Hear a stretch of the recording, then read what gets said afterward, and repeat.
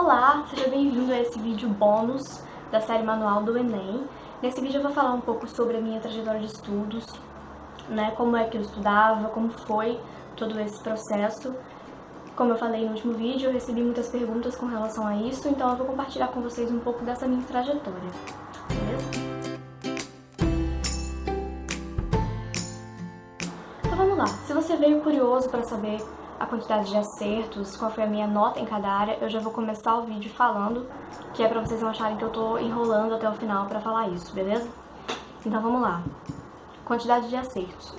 Ciências Humanas, 37. Linguagens e Códigos, 33. Ciências da Natureza, 28. Matemática, 25. E aí agora as notas por área. Ciências Humanas, 722,1. Linguagens e Códigos, 686,2, Ciências da Natureza, 684,4, Matemática, 755,9 e Redação, 960. E aí a média simples ficou em 761,72. A minha média na UFRJ Macaé, que foi onde eu passei primeiro, ficou em 782,1, a minha segunda opção do SISU. E a lista de espera da UFES, onde eu fui chamada depois, a minha média ficou em 772,8. E aí algumas considerações sobre isso. Vocês podem ver que o número de acertos em matemática foi um lixo, e mesmo assim foi a nota que teve, foi a maior nota, entre as minhas notas da parte objetiva. Fica aí a dica, eu fiz a prova de matemática naquela dica que eu passei pra vocês, fazendo as questões fáceis primeiro, as difíceis eu chutei todas, algumas não deu tempo de fazer, então eu tive que estudar várias questões de matemática e mesmo assim o TRI foi bastante bom, considerando o meu número de acertos, justamente por isso, por eu ter feito as questões fáceis primeiro, então siga essa dica também. Uma outra consideração que eu queria fazer é que eu sou cotista de escola pública e cotista também de renda menor que um salário mínimo e meio per capita. Então vamos lá, falando um pouco sobre a minha rotina e de como é que foi todo esse processo. Nesse ano que eu fiz esse Enem, eu estava fazendo um outro curso de graduação, que eu fiz um semestre, então esse semestre terminou aí lá por volta de julho, agosto.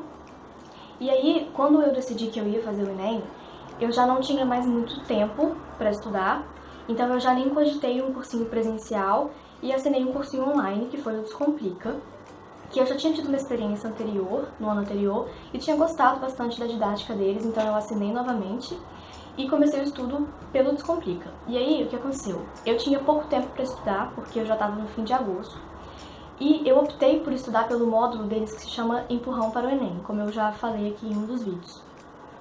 E esse módulo foi muito bom para mim porque ele era bastante objetivo e era bastante focado no que cai no Enem. E aí, naquele curto prazo de tempo que eu tinha, foi o que mais me serviu. E as matérias que eu mais tinha dificuldade, eu acompanhava pelas aulas ao vivo. Ou então as matérias que não tinham dentro do grupo de vídeos do Empurrão. E matérias que eu sabia que cairiam. Então, o que foi que eu fiz? Eu fui lá no site do Descomplica, nas aulas do Empurrão, e vi quais eram todas as aulas que eu tinha perdido, e anotei tudo, escrevi tudo lá num documento de texto, e imprimi tudo isso que eu tinha perdido, e fiz dentro daquele esquema que eu dei pra vocês de dica, eu fui sinalizando aquelas matérias que eu tinha certeza que eu precisava muito estudar, dentro da minha experiência do Enem, do que eu sabia que caía todos os anos. Então eu fiz essa listagem, e aí eu peguei o tempo que eu tinha, daquele dia que eu comecei até o dia da prova, quantos dias eu tinha, quantos dias na semana, quantos dias no fim de semana, esse tempo que eu tinha, e eu tentei fazer uma distribuição desse conteúdo. E o que eu fiz? Eu peguei um bloquinho e fui anotando, fui colocando todos os dias. Dia 1º de setembro, dia 2 de setembro, dia 3 de setembro, e nesses dias eu fui anotando quais eram os tópicos que eu ia anotar, que eu ia estudar em cada um desses dias. E tem uma dica legal também deles, que é você colocar sempre um espaço para fazer um check na frente das atividades que você consegue realizar, que você consegue completar. E isso dá uma sensação de progresso, de realmente que você está cumprindo os seus objetivos, as suas metas. E aí no meu bloquinho eu fazia isso, eu colocava as matérias que eu estudaria naquele dia e ia sempre dando o checkzinho. Como que era a minha distribuição? Na parte da manhã eu reservava um tempo para revisão eu reservava um tempo também para fazer algumas atividades, né, domésticas que eu tinha a obrigação de fazer, e de repente também alguma outra coisa que eu precisava fazer na parte da manhã. Então, na parte da manhã, normalmente eu estudava um tópico, e na parte da tarde eu estudava mais 2 tópicos, e à noite eu assistia a aula ao vivo do empurrão de alguma matéria que ainda não tinha sido passada. Então, essa era mais ou menos a minha divisão. As aulas tinham uma duração de 1h30, então dava mais ou menos para fazer esse esquema.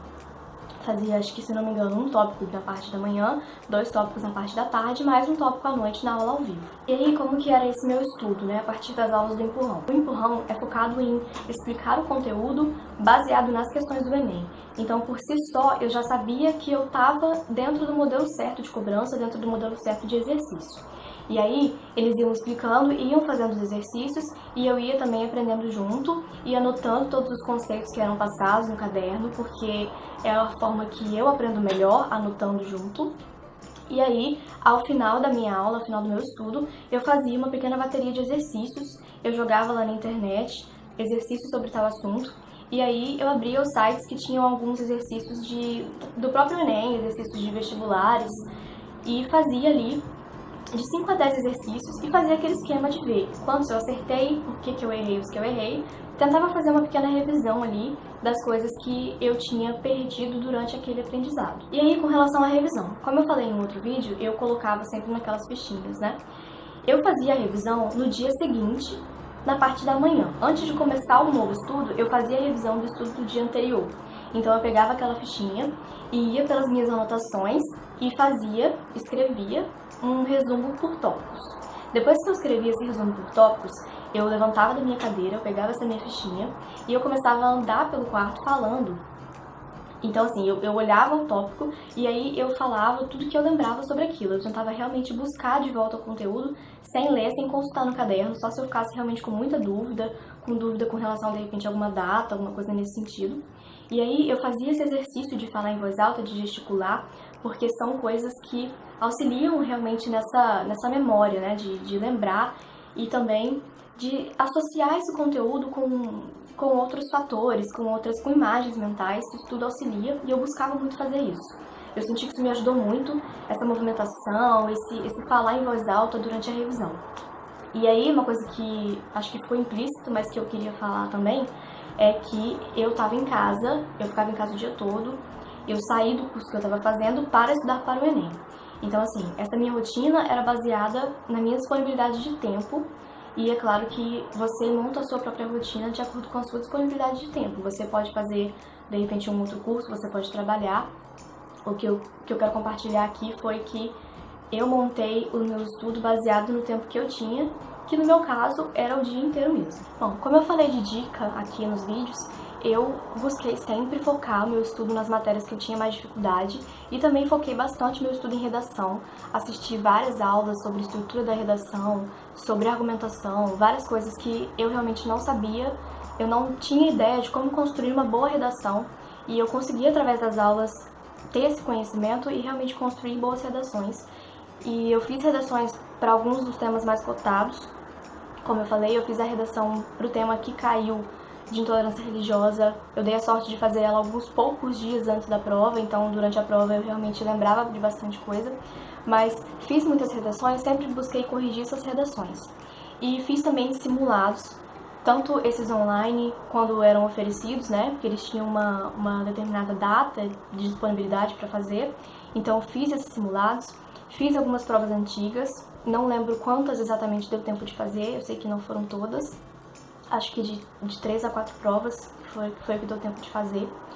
Fiz essas provas dentro daquele esquema de sempre diagnosticar, de olhar as coisas que eu estava errando e buscar corrigir os meus erros, de buscar ver o que estava faltando, ver o que eu precisava aprender, o que eu precisava ainda melhorar. Então fiz esses simulados e antes da prova, alguns dias antes da prova, eu fiz a revisão do conteúdo com as minhas fichinhas que eu tinha de todas as matérias que eu estudei. Fiz essa revisão, foi muito legal, me ajudou bastante. Fiquei sempre ali tentando internalizar os post-its que eu tinha colocado naquele quadro que eu falei do outro vídeo. E no dia anterior à prova, eu participei do aulão do Descomplica, Como eu falei, foi uma coisa que pra mim era necessário ter esse último momento de conteúdo, e não só de conteúdo, mas também de descontração, porque eles têm um pouco disso também. Eu gosto muito do aulão deles. Participei do aulão e foi um momento muito bom, me deu bastante força, me deu bastante gás pra fazer a prova.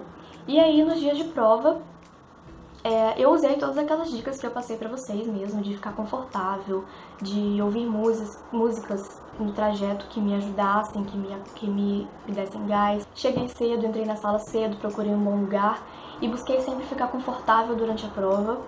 E o que eu tinha também em mente era que se não desse certo naquela prova, eu poderia tentar outra vez. E isso é uma coisa que talvez possa te ajudar também, porque a prova do Enem é um momento muito tenso, é uma prova que é realmente decisiva, né? E talvez ajude você a pensar que se você não conseguir, existe uma outra vez.